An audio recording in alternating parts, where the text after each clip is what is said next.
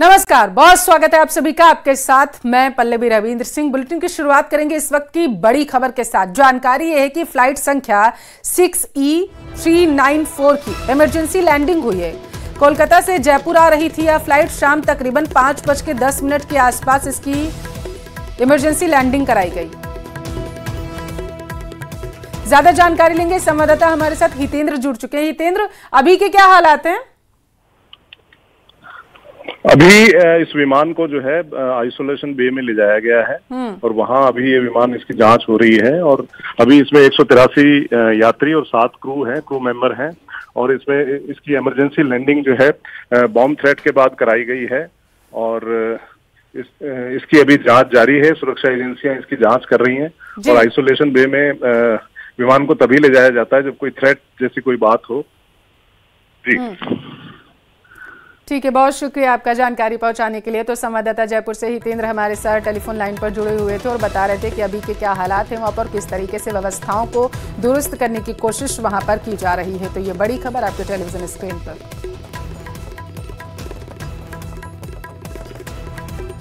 तो बताया जा रहा है कि बम थ्रेट के चलते वहां पर इमरजेंसी लैंडिंग कराई गई थी। फ्लाइट नंबर 6E394 की इमरजेंसी लैंडिंग हुई थी। हालांकि हालात जो है काबू में है। जानकारी है कोलकाता से जयपुर ये फ्लाइट आ रही थी। आगे खबरों में आगे बढ़ेंगे, सीकर्स का रुख करेंगे। सीवरेज टैंक में 3 मजदूरों की मौत हो गई है। सीवरेज की टैंक को साफ ये मजदूर कर रहे थे। तीनों को घायल अवस्था में अस्पताल लाया गया।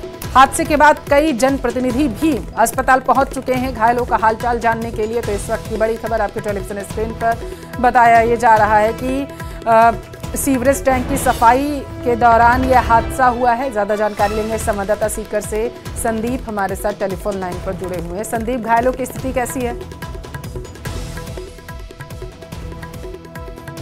संदीप, आवाज पहुंच रही है आप तक? जी, वह घायल कैसे हैं अभी? जी देखिए, ये 3 मजदूर थे जो फतेहपुर शेखावाटी नगर परिषद की जो सीवरेज लाइन है उसकी साफ सफाई काम कर रहे थे। सरदारपुरा इलाके का ये पूरा मामला है। बताया जा रहा है कि 2 मजदूर जो थे वो सीवरेज टैंक के अंदर थे और एक बाहर था। प्रारंभिक तौर पर यह माना जा रहा है कि अंदर जो सफाई कर रहे थे उनके साथ जब कुछ घटना घटित हुई तो जो बाहर था वो बचाने के लिए अंदर उतरा है। हालांकि कुछ लोग, क्योंकि अभी ये हादसा हुआ ही है तो अभी पूरी स्थिति स्पष्ट नहीं हो पा रही। कुछ लोग ये भी बता रहे हैं कि जो एक पैर फिसलने से अंदर गिरा था उसके बाद जो 2 मजदूर उसको बचाने उतरे थे।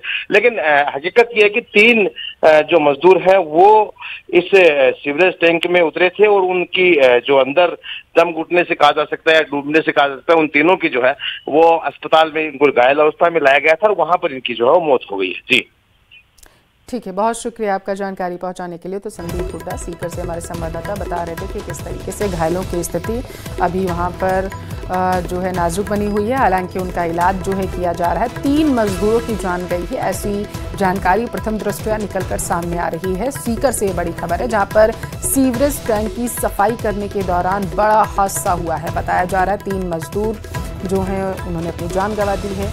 इन्हें अस्पताल लाया गया था और बताया जा रहा है कि व्यवस्थाओं का जायजा लेने के लिए हालांकि जो प्रशासनिक अधिकारी हैं वो भी तत्परता से कार्य कर रहे हैं और दूसरी तरफ अस्पताल के पास कई जनप्रतिनिधि भी पहुंच चुके हैं घायलों का हालचाल जानने के लिए और व्यवस्थाओं को किस तरीके से और ज़्यादा दुरुस्त किया जाए और वहां के मौके पर अभी क्या हालात है इनको जानने के लिए लगातार प्रशासनिक अधिकारी वहां पर पहुंचे हुए हैं। तो ये बड़ी खबर आपके टेलीविजन स्क्रीन पर है जहाँ पर सीवरेज टैंक की सफाई करने के दौरान बड़ा हादसा हो गया। 3 मजदूरों ने अपनी जान गंवा दी है और इस वक्त वहाँ के हालात जो हैं वो बेहद ही तनावपूर्ण बने हुए हैं क्योंकि 3 मजदूरों ने अपनी जान गंवाई है जिसकी वजह से परिजनों का रो रो कर बुरा हाल है। दूसरी तरफ जो पुलिस है वो व्यवस्थाओं को दुरुस्त करने की कोशिश वहां पर करती हुई नजर आ रही है और बताया जा रहा है कि कई जनप्रतिनिधि भी हैं जो इस वक्त अस्पताल में मौजूद हैं घायलों का हालचाल जानने के लिए।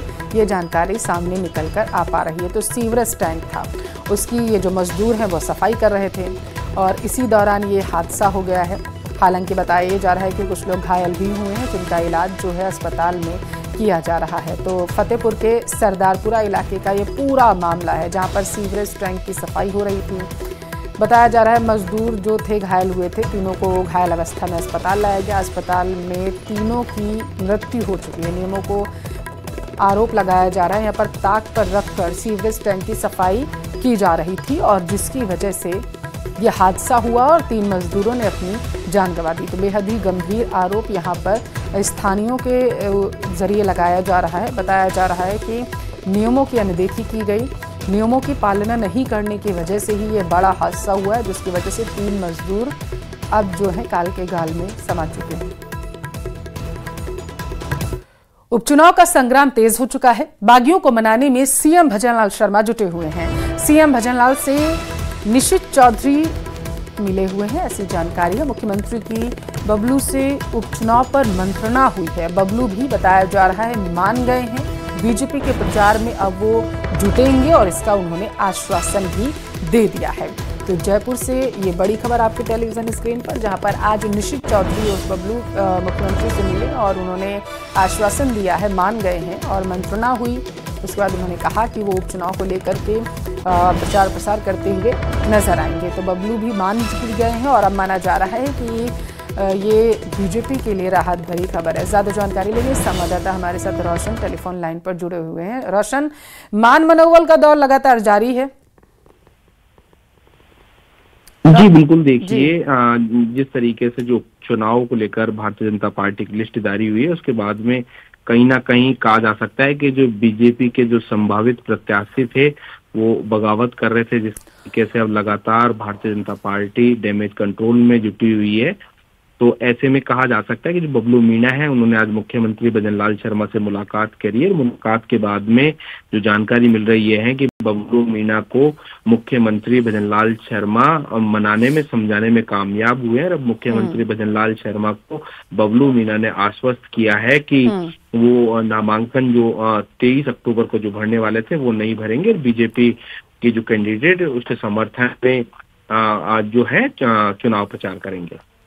शुक्रिया आपका रोशन जानकारी पहुंचाने के लिए।